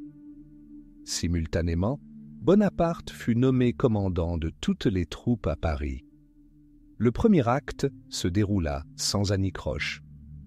La République, sans s'en rendre compte, avait remis les clés de sa demeure à son futur fossoyeur. Le lendemain, 19 Brumaire, le drame se déroulait à Saint-Cloud. Les deux chambres, le Conseil des Anciens et le Conseil des 500, étaient réunis. Les députés commençaient déjà à soupçonner quelque chose. L'atmosphère était électrique. Bonaparte, habitué au grondement des canons plutôt qu'au débat parlementaire, décida d'agir seul. Et cela faillit le mener à sa perte. Il entra dans la salle de réunion du Conseil des Anciens. Son discours était hésitant et peu convaincant. Il parla du volcan sur lequel ils étaient assis, du dieu de la guerre qui l'accompagnait. Les sénateurs les plus âgés l'écoutèrent, perplexes. Puis, n'ayant obtenu aucun résultat, il se dirigea vers le Conseil des 500. Et là, l'enfer l'attendait. À l'orangerie de Saint-Cloud, où 500 députés étaient réunis, il fut accueilli par des cris furieux. « À bas le dictateur ! Hors la loi !» Des députés en toge rouge, semblables à des sénateurs romains, l'encerclaient, le bousculaient, le saisissaient par le col. Le petit général, qui n'avait connu aucune peur sur le champ de bataille, sous une grêle de mitraille, perdit son sang-froid face à une fureur désarmée. Il pâlit et tituba. Ses assistants parvinrent de justesse à le tirer hors de la salle. Tout semblait fini. Le coup d'État avait échoué. Mais Napoléon avait un frère. Lucien Bonaparte, qui, ironiquement, présidait ce même Conseil des 500. Pendant que le général se remettait, Lucien accomplit l'impossible. Il courut dans la cour rejoindre les grenadiers qui gardaient le palais. Il sauta sur son cheval, dégaina son épée et, la plaçant contre la poitrine de son frère, jura qu'il lui transpercerait personnellement le cœur s'il osait porter atteinte à la liberté de la France. Puis, il cria aux soldats que ceux qui étaient présents dans la salle n'étaient pas des représentants du peuple, mais des assassins, soudoyés par l'Angleterre, qui venait de tenter de poignarder leur général. C'était un mensonge brillant et éhonté. Et il fonctionna. Les soldats n'hésitèrent pas longtemps. L'ordre de Joachim Murat retentit. « Jetez toute cette foule dehors !» Les tambours commencèrent à battre, couvrant les protestations. Les baïonnettes scintillantes des grenadiers avancèrent dans l'orangerie. Les législateurs de France, les pères de la République, s'enfuirent, paniqués. Ils sautèrent par les fenêtres, perdant leur toge et leur dignité dans le parc du palais. En quelques minutes, la salle était vide. Seuls les papiers jetés restaient et le vent froid de novembre soufflait entre les bancs vides. Cette nuit-là, une poignée de députés terrifiés furent réunis pour voter la dissolution du Directoire et le transfert du pouvoir aux 3 consuls. Sieyès, un autre surnuméraire, Roger Ducos et bien sûr le général Bonaparte.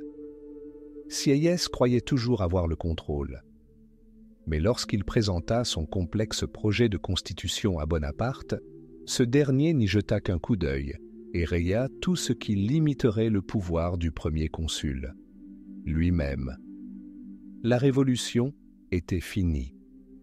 L'homme au cheval blanc entrait dans la maison vide de la République, non pas en serviteur, mais en maître. La France, épuisée par la liberté, aspirait à l'ordre, et elle l'obtint. Mais le prix de cet ordre était élevé. C'était le prix de la liberté elle-même pour laquelle tant de sang avait été versé. Le cercle vicieux des 10 ans s'était refermé. Une nouvelle ère commençait, l'ère de Napoléon. Paris était épuisé. 10 ans de révolution l'avaient usé jusqu'à l'os. L'air humide de novembre 1799 semblait imprégner les pierres. L'odeur des feuilles pourries et de la fumée froide se mêlait à celle rance de la peur et de la pauvreté. Le Directoire, gouvernement de 5 directeurs anonymes, croulait sous la corruption et d'incessantes intrigues. La République trébuchait, ses caisses vides et ses routes grouillant de bandits.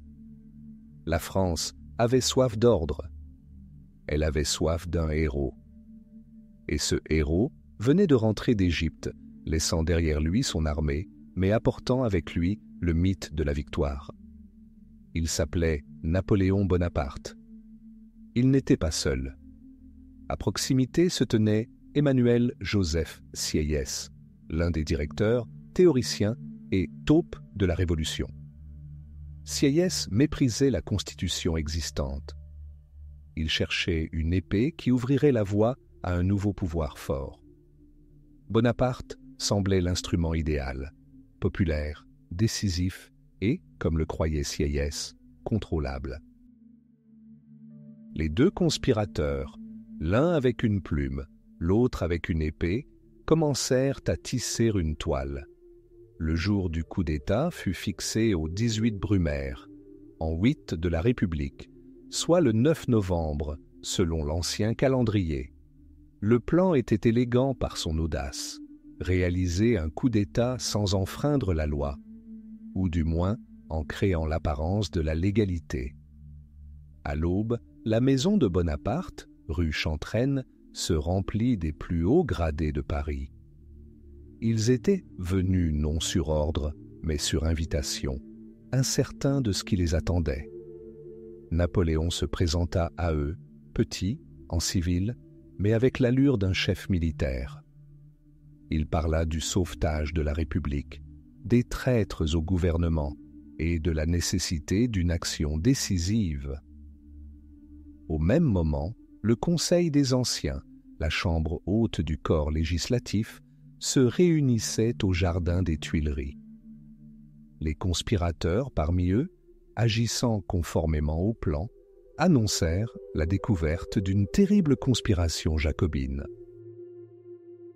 Les députés, terrifiés par le spectre d'une nouvelle terreur, votèrent le déplacement des séances des 2 chambres hors de la ville, au palais de Saint-Cloud, loin de la foule parisienne imprévisible. Et pour protéger les législateurs, ils nommèrent le général Bonaparte commandant de toutes les troupes de la capitale. Le premier acte se déroula sans accroc. Le directoire fut décapité. Sieyès et son allié, Roger Ducos, démissionnèrent. Le troisième, Paul Barras, autrefois tout-puissant protecteur de Bonaparte, reçut la visite du poli et souriant Talleyrand. Après une brève conversation et la remise d'un chèque conséquent, Barras signa sa démission et disparut à jamais de la scène politique. Les 2 directeurs restants, des Jacobins obstinés, furent simplement assignés à résidence. Au soir du 18 Brumaire, tout semblait terminé. Paris resta calme. La ville, lasse de la politique, remarqua à peine le changement de pouvoir. Les conspirateurs célébrèrent leur victoire. Mais la véritable bataille était à venir. Le 19 Brumaire, Saint-Cloud était plongé dans un épais brouillard et un chaos total. Les majestueuses salles du palais n'étaient pas prêtes à accueillir les 500 députés de la Chambre basse et les 250 membres du Conseil des Anciens. Les charpentiers martelaient, les domestiques transportaient les meubles. La séance fut retardée. Et ce retard se révéla fatal. Les députés, arrachés à l'agitation parisienne habituelle, erraient dans le parc, se groupant en groupes, chuchotant. La crainte d'une conspiration fictive s'était dissipée. La suspicion fit place. Ils comprirent qu'ils avaient été attirés dans un piège. Le Conseil des 500, où l'aile jacobine était forte, était particulièrement furieux. Il voyait en Bonaparte un nouveau César marchant vers le Rubicon. Finalement, les séances commencèrent. Napoléon attendait nerveusement dans l'un des bureaux. Il n'avait pas l'habitude d'attendre, il avait l'habitude d'agir. Perdant patience, il décida de forcer la main et de comparaître en personne devant les législateurs. Ce fut sa première erreur monumentale. Il entra d'abord dans la salle du Conseil des Anciens. Lui, le dieu de la guerre, se révéla un piètre orateur. Au lieu d'un discours convaincant, il se mit à débiter des phrases incohérentes, décousues et menaçantes. « Souvenez-vous, je marche accompagné du dieu de la victoire et du dieu de la fortune, » cria-t-il. Les députés le regardèrent avec une stupeur froide. Il ne les avait pas convaincus, seulement effrayés et irrités. Comprenant son échec, il quitta la salle sous un grondement confus. Mais le pire l'attendait dans l'orangerie, où se réunissait le Conseil des 500. Il entra accompagné de 4 grenadiers. La simple vue de soldats dans l'Assemblée législative était un sacrilège. La salle explosa de fureur. Des députés en toge romaine rouge se levèrent de leur siège et l'encerclèrent. « À bas le dictateur! Hors la loi !»« Hors la loi !» Ce cri était une condamnation à mort pendant la Révolution. N'importe qui pouvait tuer un homme déclaré hors la loi. Ils le bousculèrent, l'attrapèrent par le col. Quelqu'un, comme on le prétendit plus tard, lui lança un poignard. Quelqu'un lui égratigna simplement la joue. Pâle, confus, il voyait à peine. Le général, inébranlable sous la mitraille, perdit connaissance dans la foule des avocats enragés. Les grenadiers parvinrent de justesse à extirper leur commandant, à moitié mort de la salle. Le coup d'État était au bord de l'échec. l'épée de Sieyès se brisa. À ce moment critique, un autre Bonaparte entra en scène. Lucien, frère cadet de Napoléon, était ironiquement président du Conseil des 500. Il tenta en vain de calmer les députés, mais personne ne l'écouta. Il commit alors l'acte le plus audacieux de la journée.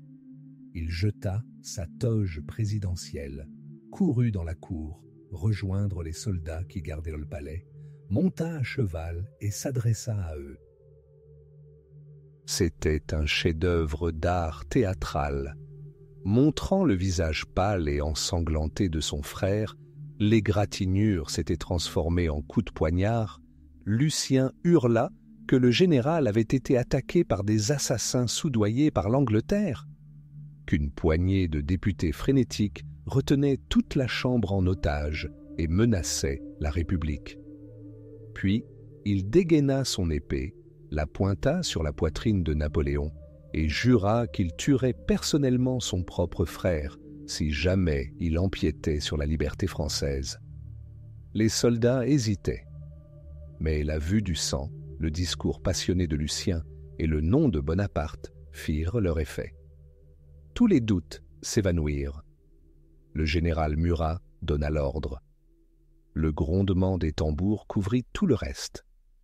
Baïonnettes flamboyantes, les grenadiers avancèrent sur l'orangerie. Ils firent irruption dans la salle, où les députés criaient et discutaient encore. Un instant, le silence régna, puis la panique. Les législateurs prirent à la fuite. Ils sautèrent des hautes fenêtres dans le jardin, agrippés à leurs toges rouges, perdant chaussures et dignité. En quelques minutes, la salle était vide. Des symboles du pouvoir abandonné gisaient éparpillés sur les chaises et le sol. Le pouvoir législatif de la France avait été dispersé par le battement des tambours. Tard dans la nuit, à la lueur des bougies, les conspirateurs rassemblèrent les quelques députés qu'ils purent trouver dans les tavernes et les bois environnants. Ce pitoyable vestige de l'Assemblée autrefois redoutable vota docilement pour tout ce qui leur était proposé. Le directoire fut aboli. À sa place, un gouvernement provisoire fut établi, composé de 3 consuls, Bonaparte, Sieyès et Roger Ducos. Le brouillard sur Saint-Cloud se leva. Cette nuit-là, la France s'endormit en République et se réveilla sous le règne d'un seul homme. 10 années de révolution, commencées par la prise de la Bastille au nom de la liberté, s'achevèrent par la prise de l'Orangerie au nom de l'ordre. La révolution était terminée. L'ère napoléonienne avait commencé. Ainsi, le grondement de la canonnade de Waterloo s'éteignit. Napoléon Bonaparte, empereur des Français, termina sa carrière non pas sur un champ de gloire, mais dans un lent déclin au bout du monde. Son dernier champ de bataille fut l'île balayée par les vents de Sainte-Hélène, sa dernière armée, une poignée de serviteurs fidèles, son arme ultime la plume avec laquelle il dicta ses mémoires, forgeant sa propre légende pour l'éternité. Et ici, dans ce silence après la tempête, dans cet épilogue écrit sur une roche volcanique au milieu de l'Atlantique, le débat le plus fondamental commence. Qui était-il, cet homme dont l'ombre couvrit l'Europe pendant 15 ans? Était-il le dernier héros de la Révolution qui porta ses idées au-delà des frontières de la France sur les baïonnettes de sa grande armée? Ou son fossoyeur impitoyable qui étouffa la liberté dans l'étreinte de l'aigle impérial? Le drame, c'est qu'il était les deux. Souvenez-vous du chaos du directoire. Détournement de fonds, banditisme sur les routes, inflation qui réduisait l'argent en poussière, menace constante d'une revanche royaliste ou d'une nouvelle terreur jacobine. La France saignait, lasse d'une liberté transformée en anarchie. Et puis, il apparut. Le général Bonaparte ne s'est pas contenté de prendre le pouvoir le 18 Brumaire. Il a instauré l'ordre. Mais à quel prix? Il a vanté les vertus républicaines, mais il a créé l'État policier de Joseph Fouché, dont le réseau d'espions infiltrait chaque salon, chaque caserne. Il a vanté la paix, mais il a plongé la France et toute l'Europe dans une série de guerres quasi incessantes qui ont coûté des millions de vies. Des millions de vies fauchées dans les champs, de l'Espagne à la Russie, de jeunes hommes dont le seul crime était de croire au génie de leur empereur. Et pourtant, ce dictateur, ce monarque autoproclamé, était le révolutionnaire le plus efficace de tous. Robespierre tenta de reconstruire la société par la guillotine. Napoléon en fit une loi. Sa plus grande création ne fut ni les pyramides, ni Austerlitz. Sa plus grande création fut le Code civil. 1804. Ce code de loi, rédigé dans un langage clair et précis, devint l'évangile d'un monde nouveau. Il enterra à jamais les privilèges féodaux. Il affirma l'égalité de tous les citoyens devant la loi, la liberté de conscience, l'inviolabilité de la propriété privée. Oui, il consolida l'autorité de l'homme sur la femme, du père sur la famille. Mais pour l'Europe, soumise aux lois archaïques, confuses et injustes du Moyen Âge, le Code Napoléon fit l'effet d'un coup de tonnerre. Il fut transporté dans les convois de ravitaillement de la Grande Armée. Et partout où les soldats français avancèrent, en Italie, en Allemagne, en Pologne, les anciennes barrières de classe s'effondrèrent. Les rois qui revinrent sur le trône après 1815 purent abolir bien des choses, mais ils ne purent abolir le Code. Ce phénomène était déjà ancré dans la structure même de la société. Il créa un système de gouvernement centralisé avec des préfets dans chaque département, système encore en vigueur aujourd'hui en France. Il fonda la Banque de France, mettant fin au chaos financier. Il réforma le système éducatif en créant des lycées pour former une nouvelle élite. Une élite fondée non pas sur le sang, mais sur le talent. Son célèbre principe, une carrière ouverte au talent, était un héritage direct de la Révolution. Le maréchal Ney était fils de tonnelier. Le maréchal Murat était fils d'aubergiste. Dans l'ancienne France, leur grade le plus élevé aurait été celui de sergent. Sous Napoléon, ils devinrent ducs et rois. Il concrétisa l'idée de méritocratie. Mais la Révolution ne se résume pas à l'ordre et à une gouvernance efficace. Elle est avant tout une question de liberté. Et il a détruit cette liberté. Les journaux furent placés sous un contrôle très strict. Toute critique du gouvernement devint impossible. Les idéaux républicains furent sacrifiés au culte de la personnalité d'un seul homme. Dans la cathédrale Notre-Dame, en 1804, il refusa d'être couronné par le pape. Il prit le couronnement des mains du pontife et le plaça sur sa propre tête, puis sur celle de Joséphine. Ce geste est l'essence même de son règne. Il est la source de son propre pouvoir. Pas Dieu, et certainement pas le peuple. Alors, que restait-il après lui? Après que le dernier navire l'emmena vers un exil éternel, et que les Bourbons rentrèrent en France, croyant naïvement pouvoir effacer un quart de siècle de l'histoire, ce qui restait était l'essentiel. Des idées subsistaient, impossibles à refouler. La Révolution elle-même, avec toutes ses horreurs et son héroïsme, a prouvé que l'ordre des choses existant n'est pas une réalité divine.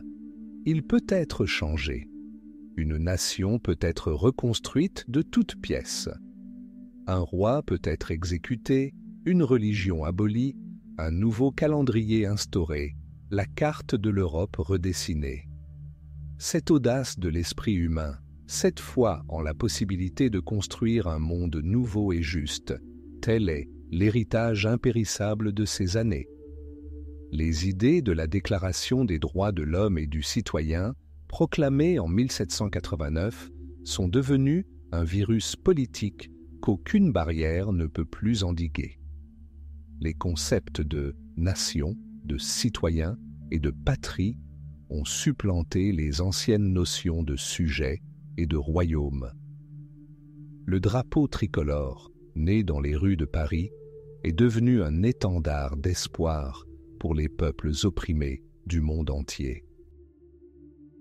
Napoléon ne fut que l'acte final le plus grandiose et le plus tragique de ce long drame. Il tenta de chevaucher le tigre de la Révolution et de diriger sa fureur vers la conquête du monde. Pendant un temps, il y parvint. Mais finalement, le tigre détrôna son cavalier. La Révolution française ne s'est pas achevée avec la prise de la Bastille, l'exécution du roi, ni même la bataille de Waterloo. Elle a perduré. Elle a éclaté en rébellion en 1830 et 1848. Ses échos se sont fait entendre dans les débats sur la République et la monarchie, les droits et les devoirs, la liberté et l'ordre qui ont secoué tout le XIXe siècle. Elle a créé le vocabulaire politique que nous utilisons encore aujourd'hui, droite et gauche, conservateurs et libéraux. Elle nous a légué le monde dans lequel nous vivons. Un monde où la souveraineté nationale est considérée comme la valeur suprême. Un monde où l'égalité devant la loi est la norme, mais pour laquelle il faut encore se battre.